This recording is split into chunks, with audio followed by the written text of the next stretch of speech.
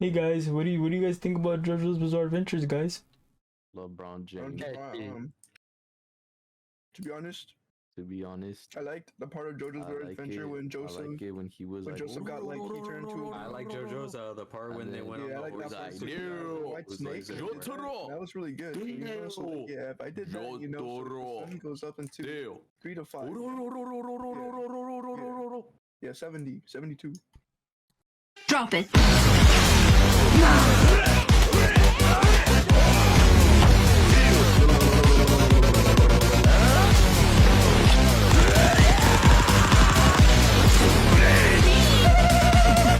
Yeah.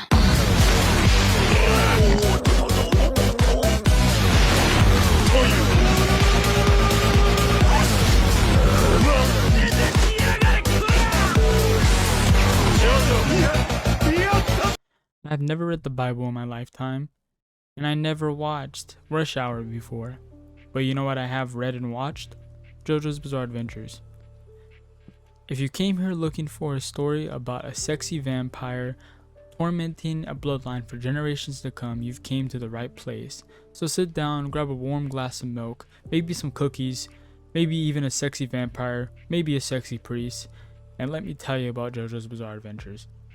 When I first encountered the holy JoJo spirit, I was about 14 years old, probably in the 8th grade, and I was at the peak of my anime watching phase. Now, I was watching animes left to right. I can't even remember all the animes I was watching.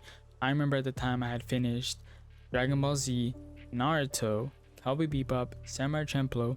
I probably watched a bit of One Piece, a little bit of Yu Yu Hakusho, but I was watching shit back to back. I mean, I was looking for that one anime, and one day I was just scrolling mindlessly on Instagram and I saw this post of Jorono, which is the part 5 JoJo, and it was this meme. I can't remember exactly what it was, but it was funny to me.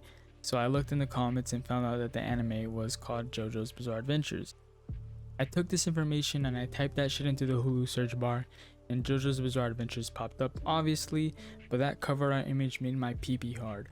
I mean, I was ready to take the JoJo perk just by seeing the fucking cover image because of how cool it looked. I thought that Jonathan, Joestar, and Dio looked awesome. I didn't even know who the fuck they were. I just thought the art style looked cool, and I just knew. I was like, this anime is gonna be it. This is the anime. Now I watched that shit with no regrets in a span of 5 months. It took me 5 months to watch part 1 through 5 because I didn't want to binge watch it. And part 5 wasn't even done at the time when I arrived to it. I think I sped through part 1, 2, 3, and 4 because I really wanted to see what part 5 was about. And after part 5 finished, I felt the most empty I have ever felt. I mean, I was like, what is there with no JoJo? What world would I live in with no JoJo? I then found out that it's based off of a manga, and that the manga is ahead of the anime. Now, my 8th grade brain didn't really think about things like that at the time. I wasn't really focused on the origin of the animes, and I was kind of pissed at myself when I realized that manga comes first, then the anime, and that the manga is usually going to be ahead. So I was fucking mad when I found that out because I was like, I waited years for Tokyo Ghoul Read to come out for it to just be shit. I could have read the fucking manga. But anyway, yeah, it was like the gods gave me the blessed the blunt. They just passed this information on to me somehow, and I was just like, thank you. You know, I was on my knees for that one. Now, unfortunately, I never got past part 6. I read a big chunk of part 6 and I never finished it for some reason. So I feel like I fucked up by not reading it, because when I watched the anime, I thought it was pretty cool, and I was just like, fuck, I could have finished this sooner. I could have been on part 8 by now, but you know, it is what it is. And I finished part 6 and I loved it. And I just finished that one recently, like probably 2 weeks ago, and I'm reading part 7 now, and I'm planning on finishing that one for sure. But I just wanted to get into something else besides the background of my JoJo experience. Now, I really want to take a minute to talk about the art style. The art style of JoJo is absolutely gorgeous. When I read the manga, I remember it was like I was staring at a painting. The anime is no exception either. The anime is absolutely well animated. Like, I think it's better than the animation of some classic animes. Like for an example, Cowboy Bebop was really ahead of its time animation wise, and I can't really put the two up against each other because Cowboy Bebop could be animated way better in this time. I bet the animation of Cowboy Bebop would be excellent in this time that we live in now. But JoJo is just the way they're drawn and built. I know like every JoJo character is buff, but like it fits them all, and that's what I like about it, is that their character, their names, it fits them.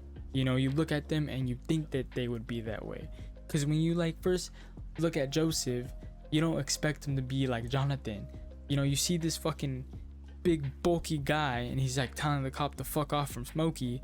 Like, you know this guy's gonna be a goober, you know this guy's gonna be badass, you know he's like about it, you know he's a JoJo. I think Araki is a very intelligent man when it comes to this series. I feel like he really took the series and took off with it. And the reason why I say that is because he made the show have culture, and he took inspirations from the real world and put it into the JoJo world. For example, you have stands that are named after bands or artists or songs. So I think that he does a really good job at giving out those references that we know in our world, you know, because it's just cool. that's the only way I can explain it. I think it's just cool. You don't see a lot of animes doing that really. Now, as far as parts go, I think they're all perfect in their own little ways, but I also have some complaints about one or two. Now, I think part 1 was rushed in a way, and I say that because you don't really get to see a lot of the Dio and Jonathan scuffles. It kind of just is one episode where they fucking hate each other. Dio's being a complete dick to Jonathan. The next episode, they're just super fucking cool with each other, but then it turns out Dio still doesn't like him and Jonathan still doesn't trust him.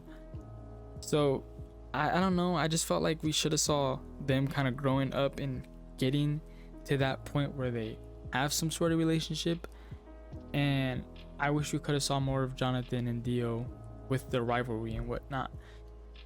The second part that I have a complaint with is going to be part 6. Now, before you go any further, there's spoilers in this part. I'm going to spoil a bunch of shit. I'm about to spill some beans. So if you haven't finished part 6, skip this part. Now, basically in part 6, the way that they get their stands is through CDs. And I thought that was stupid. Like, I hate to say it, but I thought it was stupid because Star Crusaders did a thing where like they would get their stand through an arrow, and it would give them a stand based on how they were, like how they were as a person, you know, that was their stand ability. And I know it didn't go that deep, but it still gave them the stand ability that fit them. For example, whole horse got a fucking pistol because he was basically a pussy in reality. Like, that's literally how it was. And then in part 6, they all get their stand ability because Poochie, aka White Snake, gives them their stand ability just so they can get in the way of Jolene. And yeah, there was some cool stands, like for example, Full Fighters was a really cool stand, and Jailhouse Rock, I think that's what it was. I might be wrong, I might have been a part 4 stand, but it was a stand where basically it gave Jolene dementia, so that was pretty cool. And last but not least, the thing that made me the most icky on part 6 was the ending. I expected the ending to like go straight into Still Ball Run. I was like, holy fucking shit, the universe is gonna reset and it's just gonna start from Johnny Joestar telling the story of Johnny Joestar. But unfortunately that wasn't it. They all got reincarnated, and I thought it was cool. You know, I felt okay with everybody dying, but I would have felt more okay if it restart the universe and started right on Still Ball Run. So basically, even if Poochie did win, he wouldn't have erased the whole Joestar bloodline because Still Ball Run, you know, has Johnny Joestar. And I don't know, that was just my theory on it, but it's just my personal preference. Now, moving on from the stinkers, I think that part 2, 3, 4, and 5 are amazing parts, and I love them in their own individual ways. My favorite JoJo would be Josuke though. Josuke is like the best JoJo to me because he has all these weird takes, and he is just one likable character, I'll tell you that much. I like Josuke the minute I fucking saw him. he has this tick where he doesn't like reptiles, and then he also has another tick where if you make fun of his hair, he gets pissed off and like just gets angry and starts fucking shit up, or he'll fuck you up. You know, if anybody makes fun of his hair, it doesn't matter. He just goes nuts to butts, and I think that's really cool. I think that Josuke also has the best JoJo bro, Okuyasu. Now I know that's a little mediocre. I think Darencha is really good as a JoJo bro, Mista. I also think that Caesar Zeppeli was a good JoJo bro, and you know, Polo Narrative, he's a cool JoJo bro. But aside from all that, I think that part 4 takes the cake for my favorite part, because it's like a little quiet town, you know, and just crazy shit is going on, but it's funny and the characters are all likable except Shigashiki. I don't know his fucking name. I fucking hated him. I think that's named Shigashiki or some shit. Shigashiki-cha, whatever the fuck. Higashi or whatever the fuck. I don't know. He has these little things that like steal shit for him. He's fucking annoying. I was kind of glad he blew up. It kind of sucks he blew up because he was in grade school, like he was an elementary schooler, so that sucked. But yeah, part 4 takes the cake. But Stardust Crusaders has a special place in my heart. And the reason why Stardust Crusaders has a special place in my heart is because at the time I didn't experience anything like JoJo, and when they brought stands in, it really fucking rocked my world. I thought stands were the coolest thing ever. Now it's like someone's willpower that manifests, basically. That's what a stand is. I think it's honestly pretty awesome. I think that stands are all unique, and I like how everyone kind of has a stand, because in part 1 and 2 it's more like revolving around Hamon, and part 2 is just like what Pillar Man, like finding the perfect life form and whatnot. So I think part 3 really brought the game changing aspect to JoJo, and I really appreciate that. It also had a badass fucking adventure, like them finding Dio, or like going to look for Dio, and how he like Dio put all these stand users up against the Stardust Crusaders, and every Stardust Crusader is awesome, you know. Jotaro, Joseph, Abdul, Polnareff, Iggy, and Kakyoin. I love them dearly. Now moving on to part 5. I give part 5 the Coochie Slayer seal of approval. And if you're asking why, because part 5 is the whole reason I found JoJo. I mean, if I didn't see that meme on Instagram of part 5, I don't think I would have ever experienced JoJo at all. And I thought that part 5 was amazing itself. You know, I loved the JoJo. Jarno was fucking awesome. You know, even though he wasn't like the best, I think he was pretty dope, and he had a pretty dope stand. And the people around him, the JoJo bros he had around him, you know, Narayancha, Bruno, Bucciarati, Fugo, he wasn't there as much, so I can't really say much about him, but I thought it was pretty cool. His stand was overpowered. Mista is one of my personal favorites, and Albuquerque. Now part 2 gets the girlfriend seal of approval. My girlfriend loved part 2, and I'm glad she did, because I was telling her since the day we started dating, man, you gotta watch JoJo, you gotta watch JoJo. She was like, I'll get around to it. So one day I sat her down, I made her watch the entire thing of part 1. She liked it. Then part 2 came along, and then she fucking loved it. She was absolutely like geeking over Joseph Joestar, and I'm glad that she liked it. So it gets the girlfriend seal of approval. And I also liked part 2. I think part 2 was cool. Joseph was an awesome JoJo. You know, I think he's honestly one of the best. Every JoJo is like the best. So yeah. I just started reading part 7, so I'm not really gonna get into it. But so far, I can tell you that I really like Johnny Joestar, and I really like Gyro Zeppeli. I think they're a cool duo, you know, and the way that they're interacting right now is pretty awesome. I'm barely like on volume 2 or 3, so you know, the race just started for the snowball run and whatnot, but I haven't got to part 8, and I know part 9 was just announced, so I can't wait to get into all that. So yeah, so I know I didn't get into part 1 and 6, so I'm not gonna get too much into them, because those were the parts that I was just like, they're cool but not too passionate about.